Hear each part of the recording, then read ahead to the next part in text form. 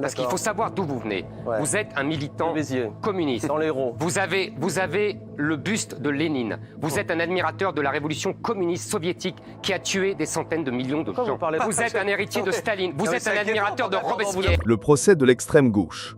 Face à Alexis Corbière, Éric Zemmour ne se contente pas de débattre de l'école.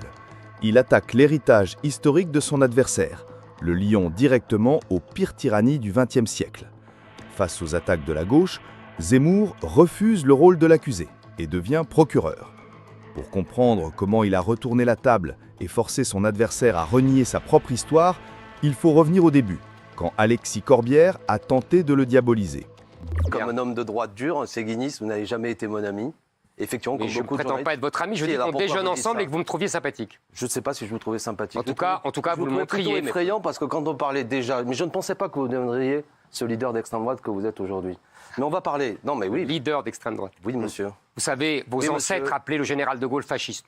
Donc, vous vous prenez pour le général de Gaulle. Votre théâtre déjà, antifasciste. vous vous prenez pour le général de Gaulle. Un peu de modestie. Votre théâtre antifasciste ne marche pas avec moi, monsieur. Non, mais vous n'êtes pas le général de Gaulle. Et vous êtes en revanche un mauvais acteur du théâtre antifasciste. J'aimerais qu'on... C'est-à-dire, vous êtes anti-parlementaire, c'est ça? Ah non, pas du tout. Je pense que, comme l'a dit très bien Lionel Jospin, vous faites du théâtre antifasciste. Vous traitez tous vos adversaires de fascistes. Mais c'est la leçon de votre maître, Joseph Staline. Je vous ai traité leader d'extrême droite. C'est la même chose. Vous êtes un homme d'extrême droite. Mais bien sûr. Oui. On va parler de l'école.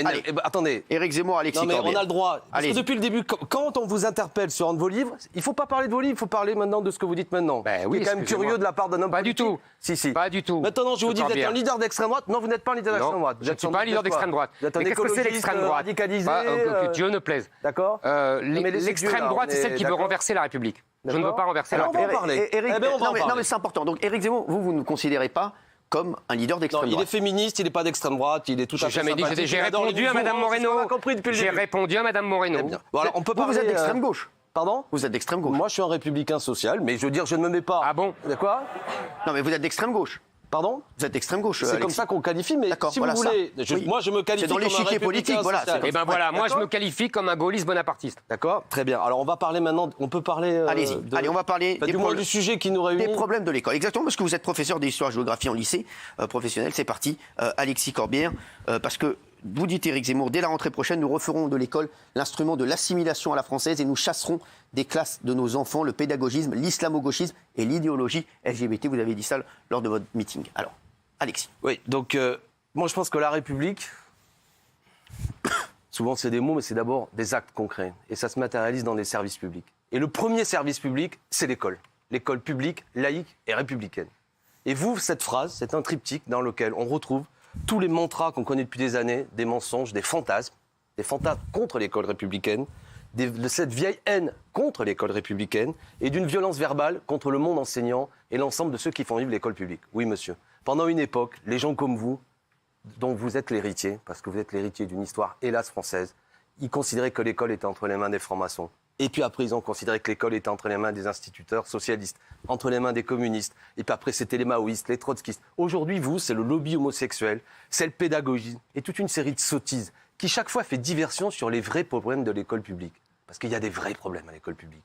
Notamment les politiques qui ont été menées, qui ont supprimé des postes, qui font qu'aujourd'hui, en Seine-Saint-Denis, ce département que vous vomissez, même si vous y êtes né, mais que vous vomissez, vous savez quoi? Nos enseignants, ils ne sont pas remplacés quand ils sont malades. Les professeurs, aujourd'hui, à cause du gel du point d'indice, notamment des politiques qui ont été menées par les gouvernements, ils gagnent aujourd'hui 15 à 20% de moins que ce que gagne un autre professeur dans un pays équivalent de l'OCDE. Est-ce que vous savez que les AESH, ces dames, c'est surtout un métier féminin, qui s'occupent des enfants dans les écoles publiques, elles sont payées 700 €? Est-ce que vous savez que dans les classes françaises, comparativement à d'autres pays d'Europe, il y a plus d'élèves que dans les autres, 2, 3, 4, 5 élèves? Et tout ça, au bout d'un moment, ça fait baisser le niveau parce que, y compris derrière une réalité dont on parle de l'école, c'est pas la même école publique. Selon qu'on est, comme chez vous, je veux pas rentrer dans le détail de votre vie privée, vous vivez dans un beau quartier parisien, tant mieux pour vous. Mais le collège ou le lycée public aujourd'hui n'est pas le même que chez moi en Seine-Saint-Denis. C'est pour ça que tout à l'heure, je me suis mis en colère. J'en ai assez que des gens passent leur temps à détester la Seine-Saint-Denis. Notamment quand les femmes seraient agressées, c'est la faute à la Seine-Saint-Denis. Quand il y a des problèmes à l'école publique, c'est la faute aux professeurs, au lobby LGBT.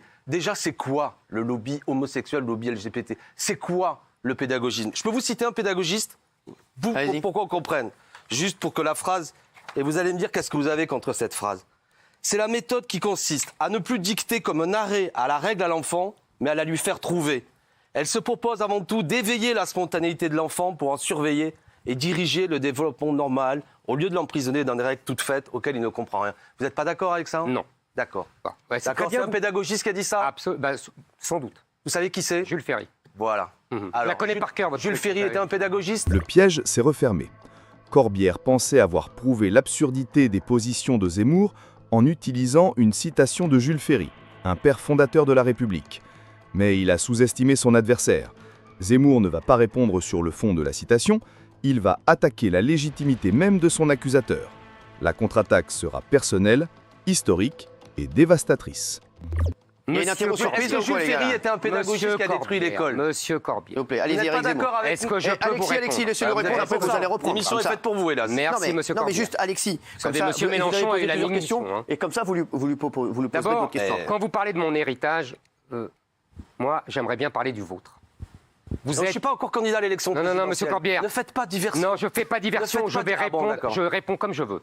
Vous D'accord. parlez de mon héritage politique Non, mais c'est fantasmé. curieux. Moi, Quand je vais vous êtes répondre du face à vôtre. Parce qu'il D'accord. faut savoir d'où vous venez. Ouais. Vous êtes un militant De Béziers. communiste. Dans l'Hérault. Vous avez le buste de Lénine. Vous êtes un admirateur de la révolution communiste soviétique qui a tué des centaines de millions de Pourquoi vous gens. parlez? Vous êtes venu chez moi?